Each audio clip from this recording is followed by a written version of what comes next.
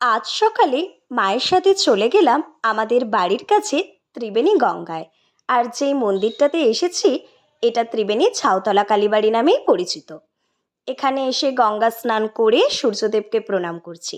মা পাশ থেকে সূর্য মন্ত্রটা ঠিক করে বলতে হবে বলে বলে দিচ্ছে।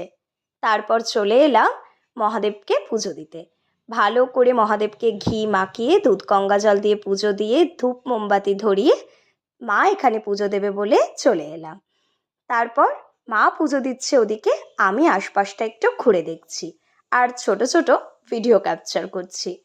কিন্তু আমি তো এগুলো পোস্ট করব না, কি জানি আজকে হঠাৎ করে মনে হলো বাড়ি এসে যেই ভিডিওগুলো নিলাম সেগুলো তো পোস্ট করা যায়, তাই একটু এডিট করে ভয়েস ওভার দিয়ে ইউটিউবে পোস্ট করছি।